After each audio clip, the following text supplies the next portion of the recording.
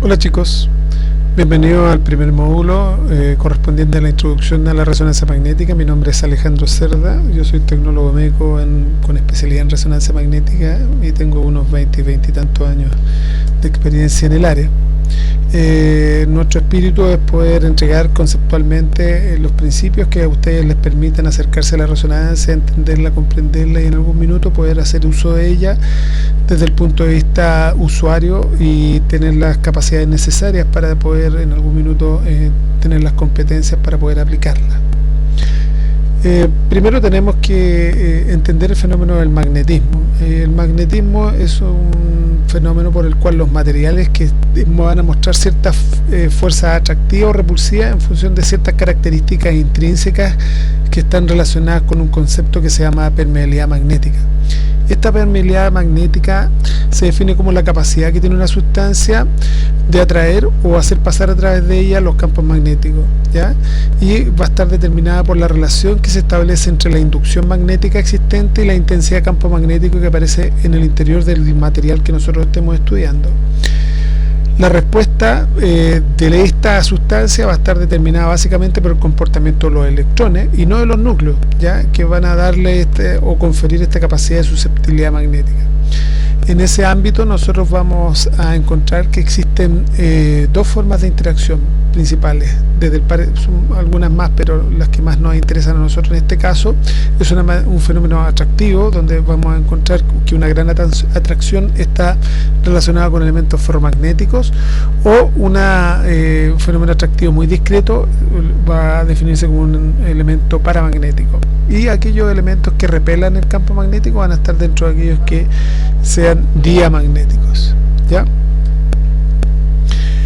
La resonancia es una estrategia en particular que se caracteriza por no ocupar radiaciones ionizantes y estudiar el comportamiento que tiene la materia bajo la influencia de un gran campo magnético externo, y para poder generar señales hacerlo interactuar con campos magnéticos variables, ¿ya? Que van a ser campos o radiofrecuencia en este caso, y la capacidad que van a tener determinados núcleos de absorber esta energía en forma selectiva es lo que nosotros llamamos el fenómeno de resonancia. ¿Sí? Antes la ponemos bajo la influencia de un campo magnético externo.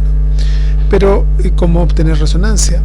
El primer concepto que tenemos que familiarizarnos es la resonancia mecánica, que es cuando por ejemplo un cuerpo que es capaz de vibrar, que es sometido a la acción de una fuerza externa que tenga una frecuencia análoga a este instrumento capaz de vibrar, entran en sintonía, como es el ejemplo que mostramos en la imagen, que son diapasones, ¿ya? Aquellos diapasones que tengan las mismas características frecuenciales van a entrar en sintonía, y aquellos que no tengan las mismas características frecuenciales no van a poder entregar la energía, ¿ya? Y no van a entrar en resonancia.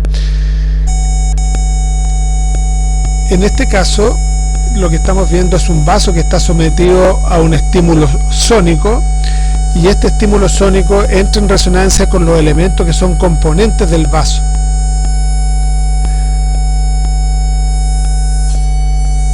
Al mantenerse en forma permanente y progresiva el estímulo sónico, el movimiento que se genera por parte de las moléculas componentes del vaso no tienen la elasticidad necesaria para poder sostener este estímulo energético externo, y finalmente se rompe tras la acción de este estímulo excitatorio.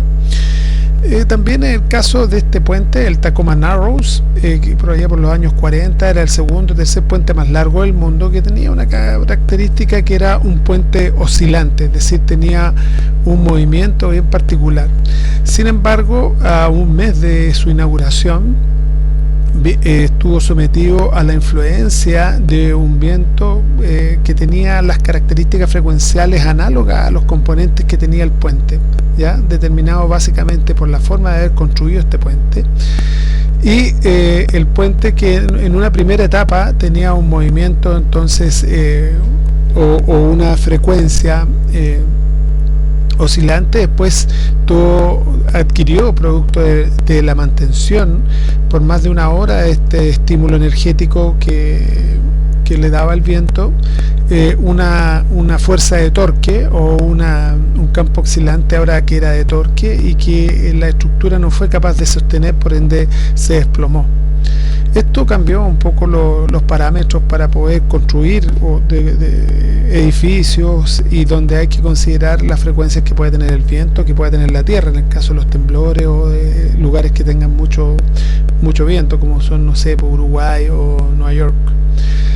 Pero ¿qué debemos saber nosotros para poder hablar de resonancia o para poder internalizarnos de forma fluida con este concepto? Y obtener imágenes como las que vemos acá, un cuerpo completo, imágenes de hemodinámica o imágenes de tensor de difusión, una tractografía donde lo que nos están mostrando es la orientación que tienen los tractos córtico-espinales. O esta, por ejemplo, donde vemos una imagen dinámica respecto a la relación que se establece en una pareja y cómo se mueven y se relacionan las estructuras hemodinámicas durante un beso. Lo que necesitamos es un maestro y una receta, ¿ya? La receta la podemos manejar, vamos a entregar la información necesaria para que ustedes sepan cuáles son los ingredientes necesarios y pretendemos en este caso formar de ustedes los mejores chefs o los más competentes chefs. El primer elemento que uno debe considerar es un campo magnético externo, debe ser de una gran magnitud, básicamente porque a mayor magnitud van a ser mejores las características de la señal obtenida producto de esta técnica, ¿ya? Nos va a dar mayor resolución espacial, nos va a dar un slice más pequeño, una mayor intensidad de señal. Y debemos recordar, sí, de que nosotros estamos trabajando con campos magnéticos de 1 Tesla, 1,5 Tesla hasta 3 Tesla en Chile.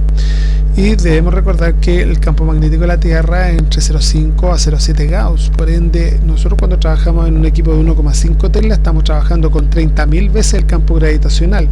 Y en 3 Tesla estamos trabajando con 60.000 veces el campo gravitacional, con el riesgo que esto acarrea. Existen en el mercado una variada gama de configuraciones de los equipos de resonancia magnética.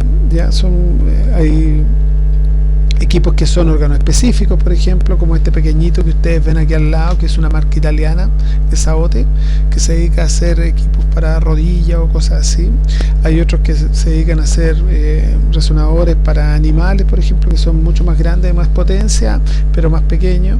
Hay resonadores fijos, ¿ya?, que permiten hacer estudios, y dentro de ellos nosotros nos vamos a circunscribir básicamente con aquellos que están relacionados con los superconductores de diseño solenoidal, vale decir aquellos que necesitan como refrigerante el helio en un circuito ya sea abierto o cerrado para poder mantener la superconductividad del resonador.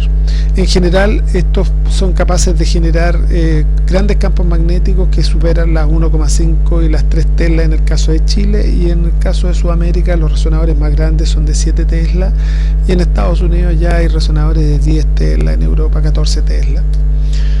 La superconductividad es una propiedad que no es muy común dentro de todos los materiales. Sin embargo, ciertas aleaciones cerámicas a determinadas temperaturas provocan que no generen una resistencia eléctrica a ciertos valores críticos de temperatura, y esta temperatura corresponde al cero absoluto, vale decir que corresponde a 0 grados Kelvin o a menos 273 grados Celsius. ¿Qué importancia o qué características tiene este fenómeno de, ¿cómo se llama?, de superconductividad? Es que en el centro del magneto se produce la repulsión de todos los campos magnéticos, vale decir, en el centro del campo magnético de un gran resonador que tenga un gran volumen, la atracción magnética es cero, y además da pie a un fenómeno que se llama el diamagnetismo perfecto, que se conoce como efecto Meissner, y es aquel que ocupan, por ejemplo, los trenes bala, que producen levitación magnética. Entonces la aceleración se obtiene cambiando la polaridad y haciendo un recorrido de tal manera de que alcanzan una gran velocidad a estos vehículos. Otra propiedad arbitraria que tienen los superconductores es que se ha establecido, como en todo imán, que si bien es cierto, las líneas del campo siempre son de norte a sur, en el caso de los resonadores, en forma arbitraria se ha establecido que el lado de la mesa es el polo sur y el extremo posterior del equipo es el polo norte. Por ende, las líneas de campo magnético van siempre de norte a sur, ¿ya?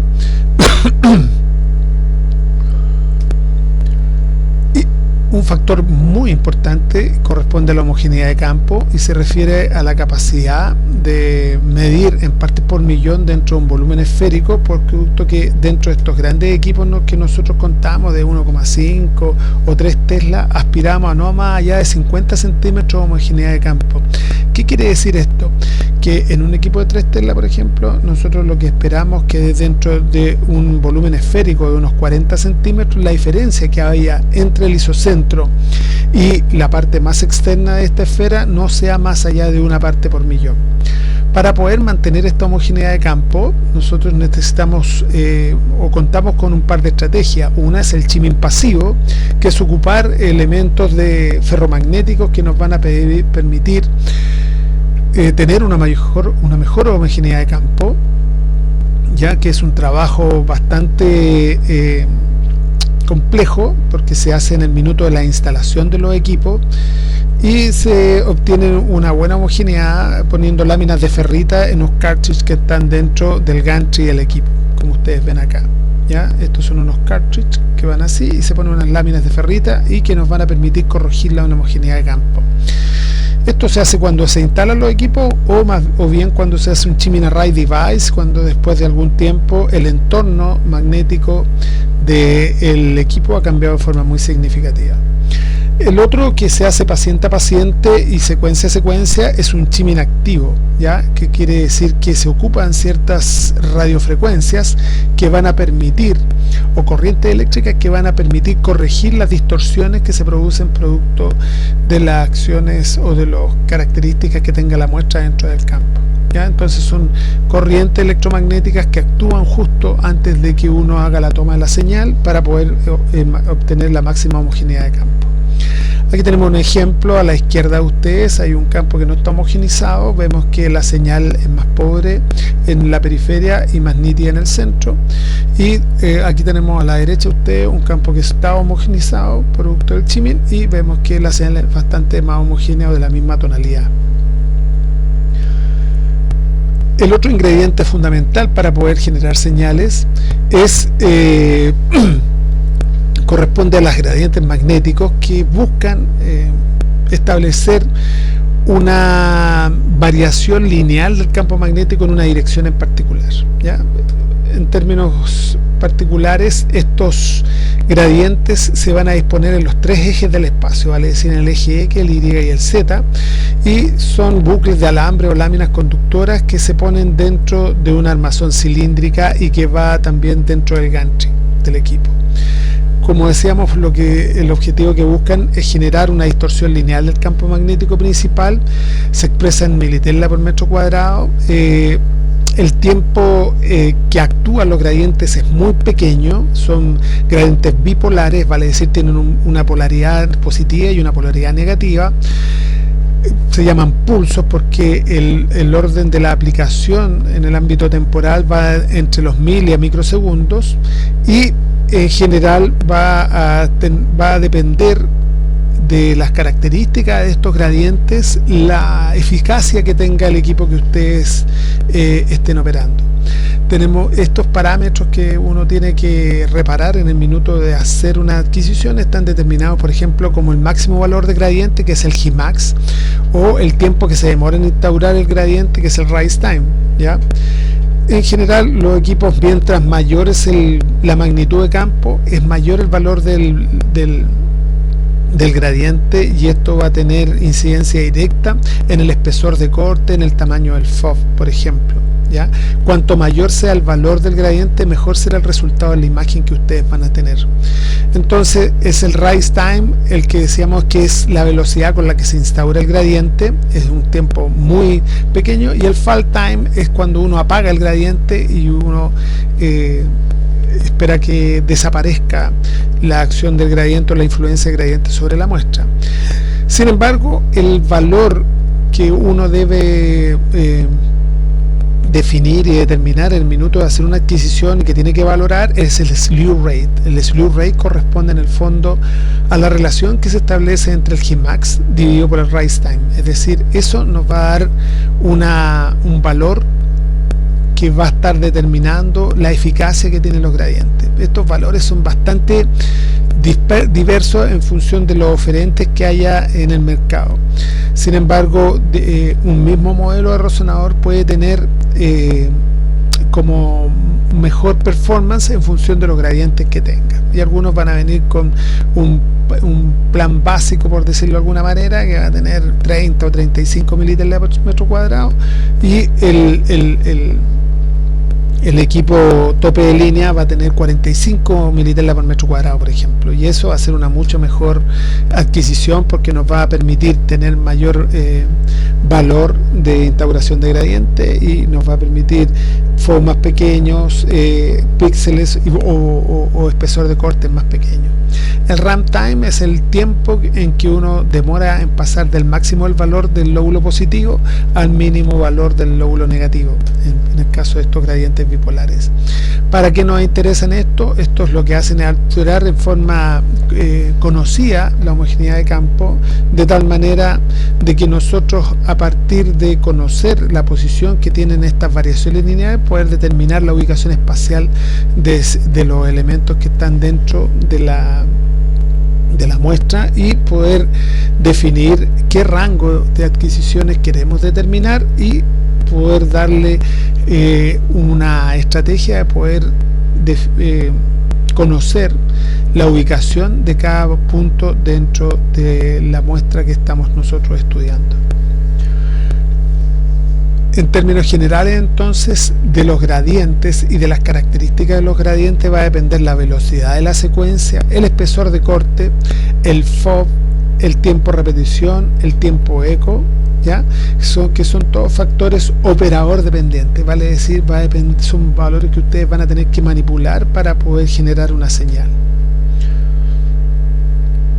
Otro de los ingredientes que ustedes necesitan para poder generar señal son núcleos susceptibles. No todos los núcleos o no todos los elementos en la materia son capaces de tener un comportamiento magnético bajo la influencia de un campo magnético externo. Solo lo tendrán aquellos que ya sea tengan un número atómico o un número másico impar, o ambos, ¿ya? Y esto va a determinar que el elemento en cuestión tenga una característica rotacional en torno a su eje, ¿ya? Como nosotros estamos trabajando con núcleos, ¿ya? El núcleo es una carga positiva, por ende una carga positiva en movimiento va a inferir la presencia de una corriente eléctrica, y la presencia de una corriente eléctrica va a traer a cuestas la presencia de un campo magnético, ¿ya? Es decir, toda carga en movimiento va a generar la presencia de un campo magnético externo, por pequeño que éste sea, ya sea a nivel nuclear o a nivel electrónico. Ahora, como a nosotros nos interesa en este caso los núcleos, hablamos de un número cuántico de spin nuclear, que nos quiere decir que si el número másico y el número atómico es par, por ejemplo, nosotros vamos a tener un número cuántico de spin nuclear igual a 0, es decir, no vamos a observar este cambio o esta característica rotacional que pueden mostrar algunos elementos. Y cualquier número másico atómico que sea impar nos va a dar valores de número cuántico distintos de 0 que le van a conferir esta propiedad de tener spin, es decir, tener este fenómeno rotacional análogo al movimiento que tiene la Tierra sobre su eje. Existen muchos elementos en la naturaleza que cumplen con esta regla, sin embargo técnicamente no es factible observarlos a todos, por ende el elegido en este caso es el hidrógeno. No se crea que solo hay resonadores de hidrógeno, pero los más comunes son de hidrógeno, básicamente porque el hidrógeno tiene solamente dos posibilidades de presentarse frente a un campo magnético externo, ¿ya? O en un estado de mayor energía, que es más un medio, o un estado de menos un medio, que en un estado de mayor energía. Y también Está determinado esto por su gran biodisponibilidad, dado que el 63% de nuestro cuerpo está relacionado con protones de hidrógeno. Y entonces nosotros vamos a recibir señales que están relacionadas con el agua libre, por ejemplo, agua ligada, macromoléculas y grasa. Esa nosotros vemos solo hidrógeno en nuestras imágenes. No vemos carbono, no vemos ningún otro elemento, no vemos calcio, solo hidrógeno. En condiciones naturales, este movimiento rotacional llamado spin es aleatorio en condiciones naturales, no tiene, por ende, no tiene un momento magnético asociado, sino que como están todos en distintas orientaciones, generando este fenómeno rotacional, no hay un momento magnético suma que sea significativo. Por lo menos la muestra en ese sentido no está magnetizada. Y cuando uno pone una fuente que tenga protones dentro de un campo magnético, estos protones se van a alinear de dos formas frente al campo magnético externo, como decíamos, en un estado de menor energía o estado up, o un estado de mayor energía o estado down, ¿ya? Eso es cada vez que ustedes ponen o posicionan a un paciente dentro del tubo sin hacer nada, se va a generar que los protones del paciente de hidrógeno se alinean en torno al eje mayor del campo magnético principal y se pongan en estado up o estado down. Ahora, estos estados no son absolutos, puede haber transiciones entre ambos estados o cambios graduales, pero en una muestra normalmente va a pasar que la mayor cantidad de protones que forman parte de la muestra se posicionen en estado que requiere menos energía en mantenerse, vale decir en estado up, ¿ya? Aquellos que requieran mayor energía van a estar en estado down, pero siempre va a haber un exceso poblacional que va a estar dispuesto en el estado up. La diferencia energética que haya entre los protones que están en el estado up y los que están en el estado down va a depender directamente de la intensidad del campo magnético externo. Ahora, cuando uno tiene una muestra en un voxel de 1 centímetro cuadrado, lo más probable es que tenga alrededor de 1 millón de protones, por ende uno no puede trabajar con el campo magnético de cada uno de los protones que forman parte de la muestra, sino que forma o toma o considera un vector sumatorio en función de los voxeles, es decir, analizamos una macro muestra dentro de la que estamos valorando.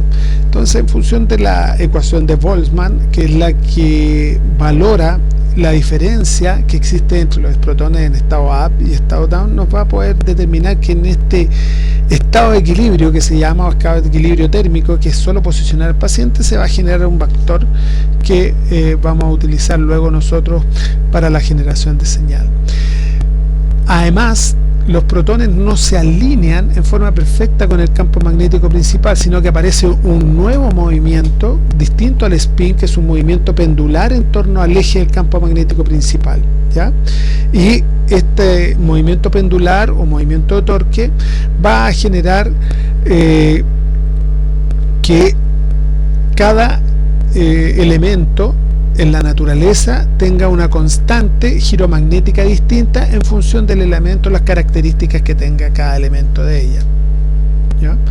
Este ángulo con el cual precesan estos elementos corresponde al ángulo de Hertz o el ángulo mágico, que son 54,7 grados. Y eso está determinado por la ley de la incertidumbre. ¿Cómo calculamos nosotros entonces esta frecuencia precesional? En este caso, nosotros debemos considerar que si estamos trabajando solo con hidrógeno, ¿ya? Y estamos trabajando con ciertas características que va a tener el campo magnético principal. Entonces la constante giromagnética se calcula a través de, la frecuencia precesional se calcula a través de la ecuación de Larmor, que considera la constante giromagnética multiplicada por el campo magnético externo, y así uno obtiene la frecuencia precesional. Ahora, este valor pudiese cambiar si uno se cambiara de elemento, pero en resonancia trabajamos solo con hidrógeno, por ende la constante de giromagnética solo va a ser para una tela de 42,58 MHz, vale decir, 1 Hz es 1 ciclo por segundo, 1 MHz son 1 millón de ciclos por segundo. En el caso del hidrógeno estamos hablando de 42,58 MHz, vale decir 42,58 millones de ciclos por segundo, ¿ya? Este movimiento de precesión va a estar muy influenciado por la magnitud del campo magnético externo. A mayor volumen o magnitud del campo magnético externo, mayor va a ser nuestra frecuencia precesional, y eso también va a influir en la caracterización tisular, en la intensidad de señal en forma muy significativa. Entonces, a mayor campo magnético es mejor el resultado, ¿ya? Entonces nosotros normalmente a 1,5 telas estamos trabajando con 63,9 MHz y a 3 telas 127,7 MHz, ¿ya? Muy importante ese valor o ese factor.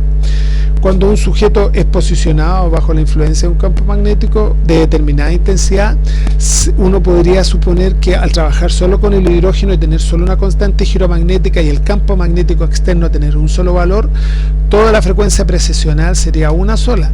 Sin embargo, hay múltiples factores que influyen en las frecuencias precesionales, como son el campo magnético principal, el campo magnético que está creado por las bobinas de gradiente, el campo magnético del entorno bioquímico, la susceptibilidad que tenga la muestra, la inhomogeneidad del campo, y todo eso va a influenciar entonces en esta constante precesional, ¿ya? Finalmente, requerimos de tener ondas de radiofrecuencia, porque lo que se requiere para poder pasar de un estado basal a un estado de mayor energía, necesitamos algo que nos entregue energía, y en este caso la energía es conferida por una radiofrecuencia con un pulso electromagnético en el fondo que tiene determinada frecuencia precesional que es análoga a la frecuencia precesional que tenga la muestra, porque si no, no entran en sintonía y no se produce este fenómeno de entrega energética. Y la magnitud del campo magnético externo va a ser un factor fundamental a la hora de poder calcular la frecuencia precesional en función de la talla y el peso que tenga el paciente, ¿ya? Entonces, para poder adquirir o generar el fenómeno de resonancia, nosotros necesitamos un campo magnético transitorio que vamos a llamar B1, que se aplica como un pulso electromagnético durante la generación de señal en un examen de resonancia, ¿ya? Una radiofrecuencia corresponde a un campo, como le decíamos, electromagnético, que es perpendicular entre sí y que es capaz de transportar energía de un lugar a otro, de llevar energía de un lugar a otro. Eso es lo más importante, fuera de que viaje a la velocidad de la luz o que sus ondas se puedan medir en hertz o ciclos por segundo. Lo más importante es que llevan energía de un lugar a otro. Las bobinas de radiofrecuencia son las generadoras del campo magnético transitorio, y estas también están dentro del gantry y de esta compleja situación. Hay algunas bobinas, en particular la de cerebro, la de rodilla, por ejemplo, que son bobinas que pueden ser transceptoras, es decir, tanto pueden emitir radiofrecuencias como recibirlas. Entonces eso facilita un poco el proceso de generación de señal sin necesidad de que todo el Q-body o todo el gantry sea el emisor de la radiofrecuencia y solo una estructura, por ejemplo, como en este caso las bobinas de superficie, que son los elementos receptores, por ejemplo, en un abdomen, en una columna, sean parte de las que solo reciben radiofrecuencia. Bueno, ya tenemos los ingredientes necesarios para poder nosotros generar señal a través de resonancia magnética. En el próximo módulo vamos a ver cómo podemos son las características que se relacionan con la generación de señal a través de resonancia magnética. Gracias.